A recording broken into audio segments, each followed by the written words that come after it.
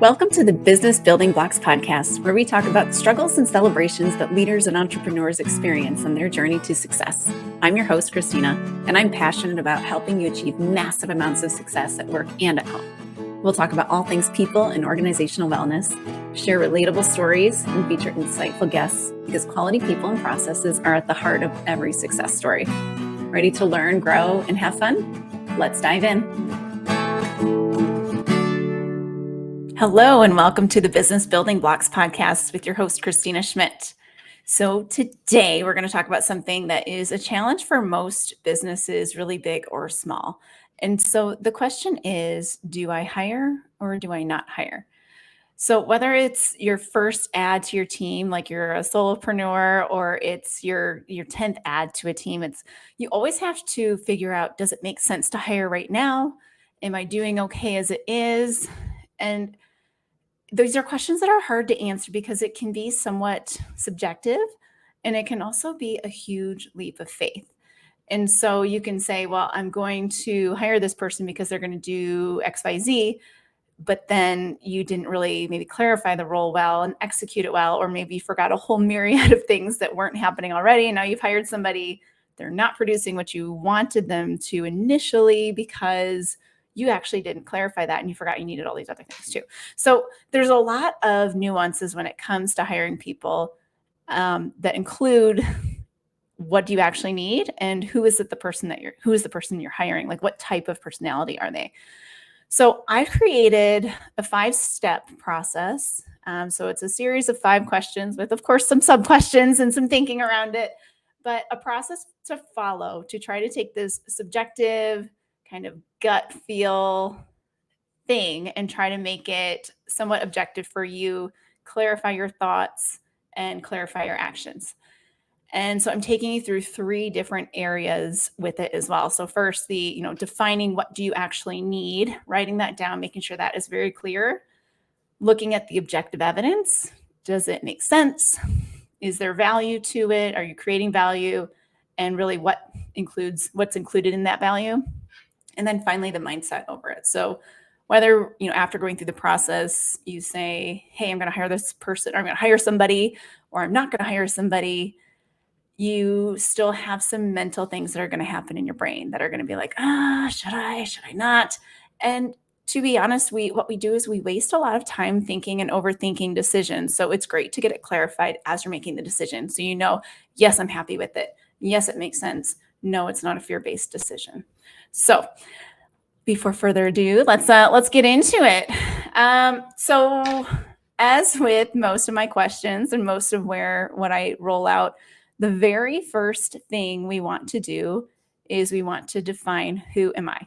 So that's the first question. So I lean to the working geniuses for this. And so knowing your geniuses and your frustrations is key for this, because there are so many times we spend so much time worrying about and trying to do our frustrations that we could actually make a bigger impact on our business if we leaned more into our geniuses and hired somebody who actually enjoys the things that frustrate us.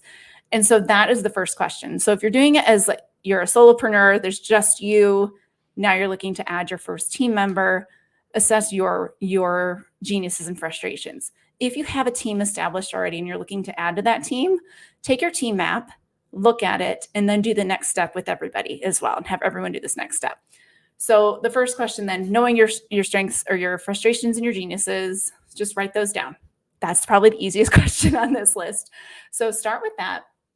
And then you want to look at your job description. So what is it you do? And what you really want to get out of it is, what is the value add that your role is performing? And so if you're going from being a solopreneur to now adding a team member or two, you're going to really need to kind of take a step back and say, okay, what's my role in this organization? So taking myself into example, I am a coach and facilitator as well as the owner of the business. So I've got to do some administrative type leadership things as well as actually doing the things that get me paid. So there are I can't do all of the fun things all the time. So you do have to take that into account. So write it down first, just very qualitatively. So, okay, what is it that you're supposed to be doing? So write that down and then get a list of kind of your major responsibilities. And so to give you an example, so I'm going to walk you through me and a decision-making process I would do for adding personnel to my team, because it is a team of one currently with a lot of little helpers that kind of help me here and there. So what I did is I listed all of what I do. So there's like the facilitation of courses, training courses, coaching people, that sort of thing. There's sales. There's like dealing with the accounting things. There's my podcasting. There's quote writing. There's my social media, website updates, some email marketing things, and content creation. So those are kind of the big bucket items. And then what I did is I ranked each one by what is a working genius or two that are most prominent in each of those areas. And so, like, for example, so my facilitation and training, that's ED, which is my geniuses. So it's perfect. Okay. Those are the things that I'm using the most when I'm doing those things. Sales got a little bit of G in there, but it's some E, right? So podcasting, I consider it ED because of the way I do it. So, but the editing of the podcasting is a T and a D. Okay. So the T part of it kind of gets in my way. So I went through and I gave everything at most 2 geniuses. So we always say every job is a 6-letter job. So yes, if you start thinking through it, you're using all 6 letters when you're doing each of these sorts of tasks. But what are the most prominent 1 or 2 that you're using when you're doing it? This will help you kind of understand, okay, the overall bucket of the thing, the task, or the type of work that it is, makes sense or doesn't make sense. Okay, so I ranked each one of those. And then I did like a very rough, what percentage of my time am I spending in there? And so this is best if you could do like a couple of days, like 3 days or a week of a time study would be an ideal way to do this part. But the gut feel is going to give you probably fairly close, depending on how accurately you know of what you're doing. So, but give it at least a really good gut feel. And say, all right, well, I spend, 10% of my time doing value added stuff. And I spend 20% of my time doing some social media things. And just start looking at it. Where are you spending your days? And then what I did is I added it all up and I bucketed by the working genius. So I've got widget kind of written out there. So the WIDGET. And then I said, okay, where's my time? Where is it sitting right now? And so what I actually came up with is W have got 5%, I have got 10%, D is 17.5%, G 25%, E 18%, and T 37.5%. Okay, so when you look at what that means, it means I'm spending the bulk of my time in my working frustration, like probably my biggest frustration. And the second biggest bucket is in a competency. And so those are very hard for me. And it does explain why I'm very tired at the end of the day. And so my first initial gut of what I think I would need would be somebody who can do tenacity work and galvanizing work.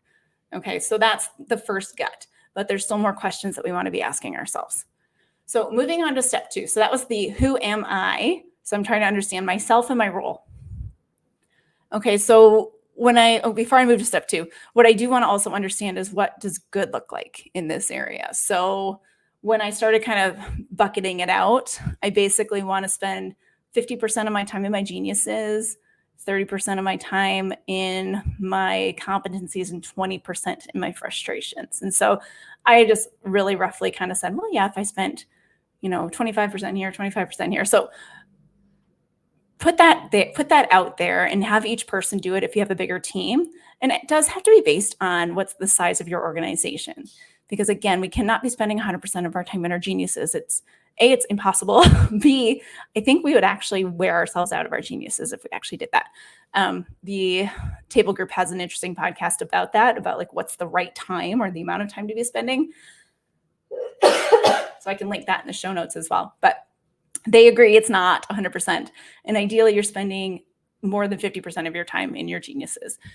Given I'm a solopreneur, I'm going to have to spend a little less time in my geniuses and a little more time in my frustrations until I then decide to add somebody. So Maybe my ideal is actually maybe 75% of my geniuses, but we're not quite there yet because I slowly transition to adding people. So step 2. Where is my step 2? So step 2 is I'm looking at what am I missing? So typically when we want to add somebody or when we think we need to add somebody, it's because we're either lacking in competency. So we actually can't do it for some whatever reason. So like accounting.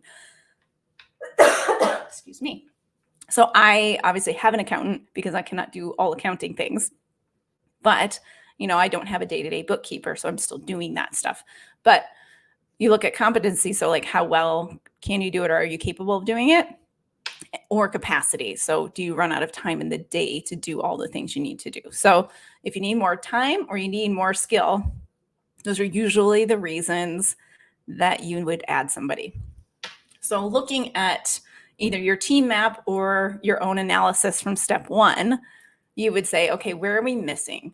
So going back to Working Genius, work flows through all 6 of those letters. So every type of work is going to need to hit all 6 of those letters.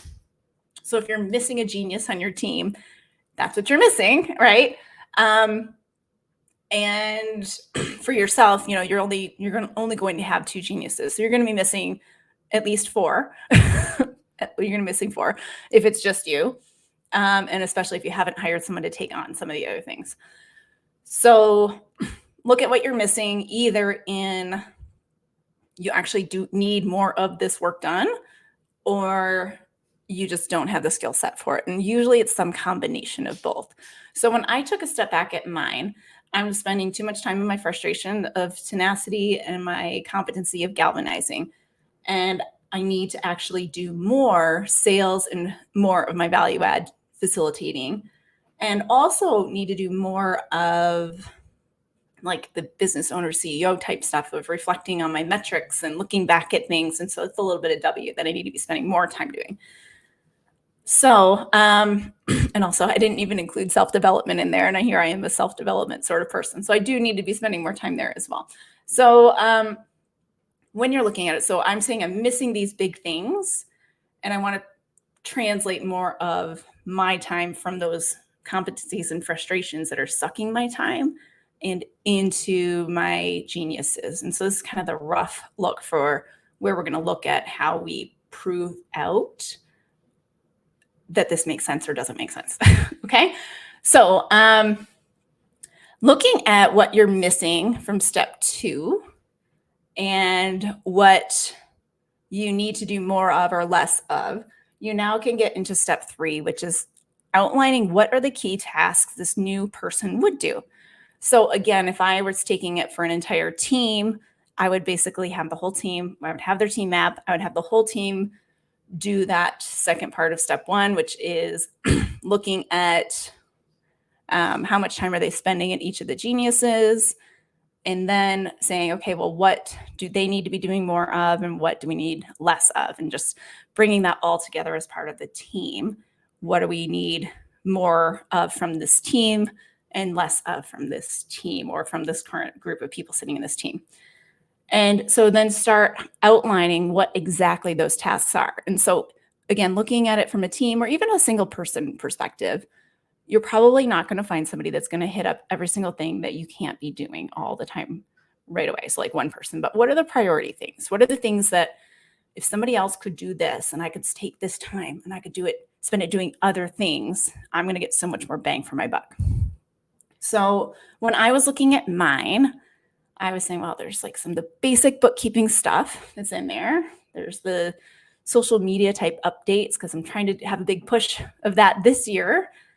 However, I don't know how to do it very well. So it's taking me so long to do. I can create the stuff, but then it's like I have to edit and then I have to figure out like how can I get the music going and how can I do this? And it's like, oh. So anyway, it takes me an exorbitant amount of time because I get very frustrated quickly on it. So that's taking time. Some simple website updates, which I don't do very often, but when I add a new course, I want to have that reflected in there. So there's those things. There's podcasting, like the posting and the editing part of it, which I don't do too much time with, but there's time. Um, there's content edits and kind of repurposing some content. So it's stuff I've already written. I just need to like piece it up so it maybe fits this place better than this place. And so a lot of little tenacity things. It's some tenacity, it's some galvanizing, and it's a little bit of the D, which I do enjoy doing. So when I started looking at everything and I looked at the list, I said, well, I probably want somebody who either has the geniuses of D, T, or G. And they definitely don't want to have I, because I don't need anybody and I don't want anybody right now to be creating anything. But what I do want is somebody who can make good decisions, who's got a good gut, can understand, my way of doing things, but then also has that good ability to kind of push it over the finish line for me. And so those would be big helpers for me. So any combination of D, T, and G would be great. Can't have three, so I would have to prioritize two. And so, that's a great place to start. So you can kind of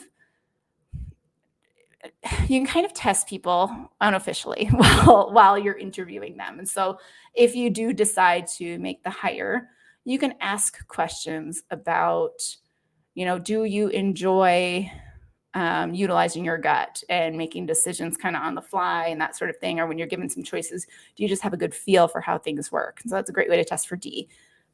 For galvanizing, if somebody said, here's an idea, can you get it through this team, or can you get people excited about it? That's, a great galvanizing tool. So there's better ways to word the questions, but you can ask questions in an interview to kind of see, what is this person going to enjoy? Or just be very blunt and say, this job is going to entail doing, a lot of taking of content, putting it together, posting it up on websites, then doing some admin work behind the scenes. And so you can kind of ask questions like that can get people thinking, okay, well, this, I like creating things and I like thinking about them and being, real contemplative about it. And it's like, well, maybe that's not the job for you. So it's good to understand what type of personality, what type of motivations you want from this new team member, so that you can know if they're going to be a good fit for the role, or if they can assess it even to see if they'll be a good fit for the role as well. All right, so moving on, we have kind of what do we need? We've defined it out. Now it's time to get objective about it. So we've got some guts, gut feels like, yes, this makes sense. This would help me a lot. I could do so much. So now we want to get down to the nuts and bolts of it and say, okay, could we afford it? Okay, and so this is going to look different for everything. So I've got a table to look at, and it's basically, okay, what's the role I'm looking to hire? And so it can be like a task, or it could be some kind of a role, but what are you basically looking to add to the team? How many hours a week or a month or whatever do you think that would take? And so you can get that rate from the people's kind of breakdown of their each things that their major responsibilities. And if we know it's part of their frustration, we can kind of assume it will take somebody who has it as a genius less time. So for myself, I spend way too much time doing the social media and the podcast stuff. So I would say, well, somebody who's actually good at it would probably get it done in about maybe 15 minutes a day or something like that. It takes me, some days I can get it done super fast, and other days it takes me forever.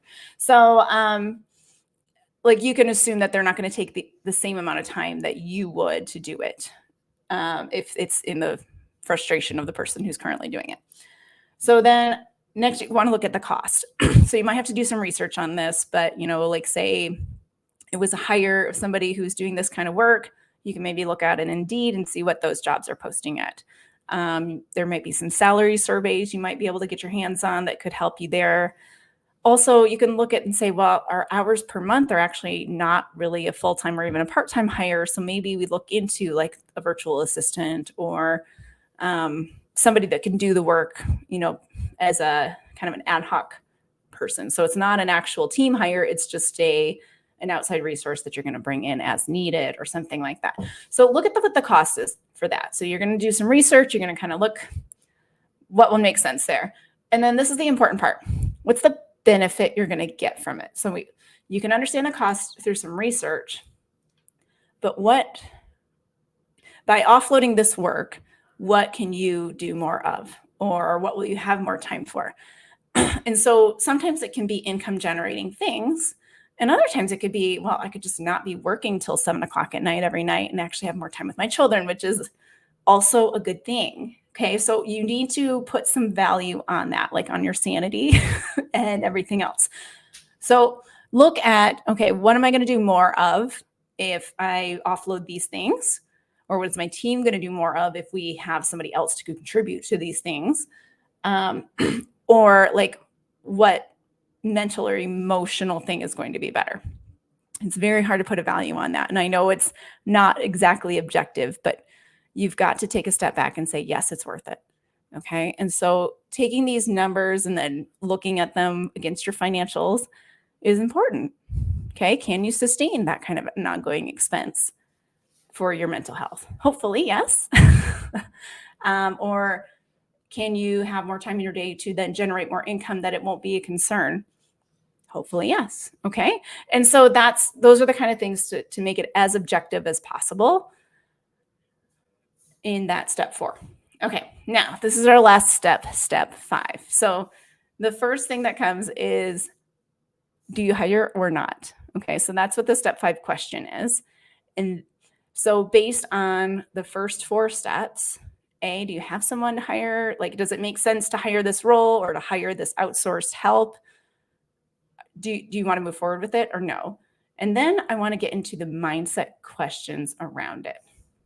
So I have a couple of questions that you should ask whether you choose to make the decision or not.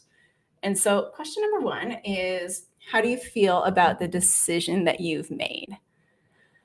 So whether you've said yes or no, you want to understand how you're feeling about that choice. So if you said, yes, I need to make this hire, are you nervous are you feeling nervous that you won't be able to sustain the income? Are you nervous about your ability to do the actions that you said you needed or you were going to actually get to do?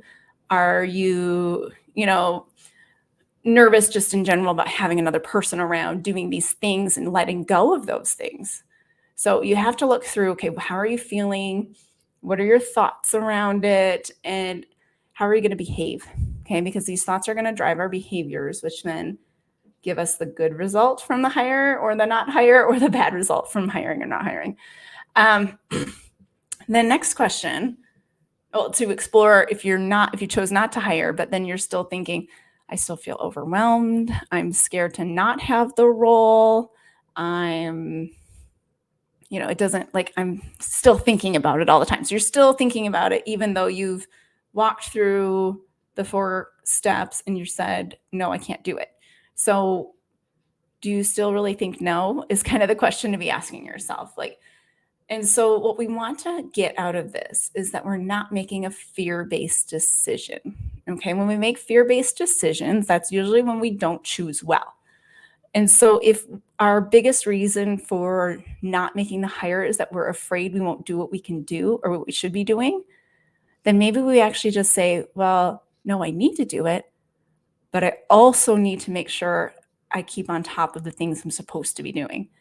And so you have to start asking yourself, what do I need to do? So create your action plan, which is the next part of this. And then how am I going to make sure I keep doing these things? Okay, so once you get through that, you should have a clear plan as to what you would need to do to make sure you sustain the ability to have the person on board or not have them on board. Because again, if you said no, it's not fear-based, it just doesn't make sense to, then you have to figure out, okay, well, you were thinking about hiring somebody for a reason, but you've chosen not to. And so now how do you make it better? How do you get over these feelings? Okay, so I've created a handout to walk you through these steps and these questions, these coaching style questions at the end are more clearly defined on there, so that it'll take you through a process of thinking that will help you say, okay, yes, I'm sure this was the right choice. And so if you want to get a hold of that, I'll put the link below in the show notes, and you can use that to work through next time you're trying to make a decision about this, or even if you just kind of want to check a most recent hire. Did it make sense to do? So I hope this has been helpful for you to kind of look at this subjective plan a slightly different way, and grab a hold of that handout so that you can work through it and see if it makes sense next time you're having this question. So upcoming things, we have a delving into difficult discussions course starting April 12th. So if you're listening to this currently, then get on board with that. It's a 4-session, 2 hours each session course. It's on Friday morning. So before you want to start your weekend, but after, the bulk of the work is done in the week, hopefully. But we'll be doing that April 12th, and then every other week after that. And you can reach out to me. I'll leave my contact information below as well, or just via the website. And if you'd like to see that. And I hope you all have a fantastic couple of weeks. Talk to you next time.